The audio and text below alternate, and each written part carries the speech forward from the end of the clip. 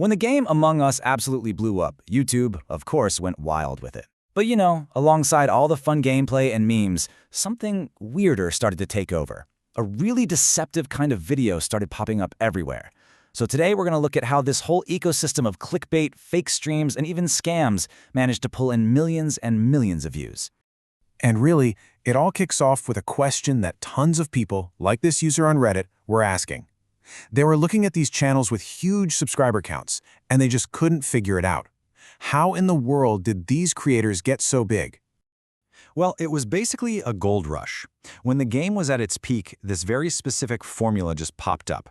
It was all about making super low-effort videos that were perfectly engineered to get clicks, especially from younger kids who maybe didn't know any better. And look, we are not talking about some tiny, forgotten corner of YouTube here. This stuff was massive. These videos were racking up millions of views, often getting a huge boost from the platform's own recommendation algorithm, all while promising stuff that, just wasn't actually in the game. All right, so let's actually peel back the layers here and see how this whole thing worked. To do that, we're going to look at one of the biggest creators in this space as a kind of case study, a YouTuber who goes by the name of Chari. So just look at this title. Do not use this cursed color at 3 a.m. Sound familiar? As one commentator, Scares009, pointed out, this is a direct throwback to that whole 3 a.m. challenge trend. Yeah, that old trick. A lot of us thought that type of clickbait was long gone, but nope, in the world of Among Us, it came roaring back. The process was kind of brilliant in its simplicity. First, you just record some totally normal, even boring gameplay.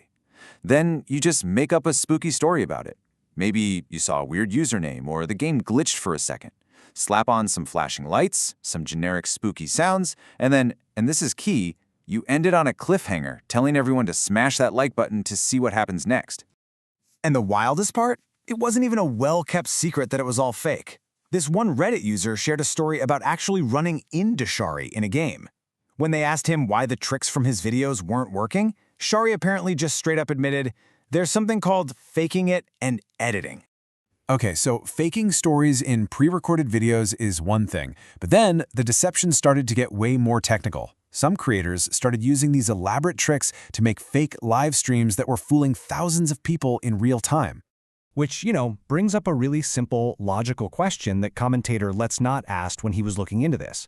How on earth can one person be live streaming Among Us and Fortnite at the exact same time with their voice in both?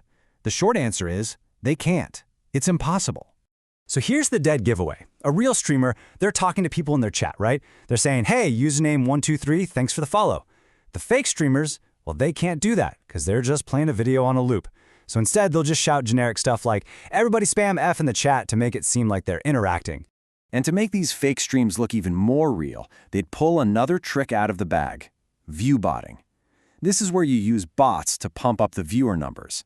It's a huge red flag when you see a stream that says it has like 500 viewers, but the chat is a total ghost town. And this is where things go from being kind of deceptive and lazy to something way, way worse. For some of these creators, these techniques weren't just about getting views anymore. They became a tool for running actual scams, targeting the youngest, most vulnerable people watching. Let's Not's investigation uncovered this YouTuber named Dole, who had a massive following. We're talking over 376,000 subscribers. This channel would run fake live streams promising free Robux, which is the currency for Roblox, a game played almost entirely by kids. So think of it like a funnel, a scam funnel. The fake stream lures kids in with this amazing promise. Then it tells them to click a link, which takes them off of YouTube and onto some sketchy website that's flagged as not secure. And that site is only there for one reason, to steal their personal info. And as Let's Not points out, this is so much more malicious than just a clickbait video. This is an active attempt to trick children, to get them to give up their personal data, or maybe even their parents' credit card info. It's preying on their excitement in the worst way possible. Okay, so after hearing all of that, you're probably wondering, how do I spot this stuff? How can I avoid these traps? Well, let's go through a quick checklist of the biggest red flags. All right, here's what to look out for. First, if a streamer is begging for likes just to start the game, that's a little weird, right? Watch the chat. Do they ever actually say someone's username? No? Red flag. Is the viewer count high but the chat is dead? Big red flag. And of course, if they're supposedly live in 2 games at once, or they're promising you free stuff if you just click a link, you know something's up. So you see, at the end of the day, this whole mess isn't just about a few sketchy creators. It's an entire ecosystem that's basically built to cheat the system.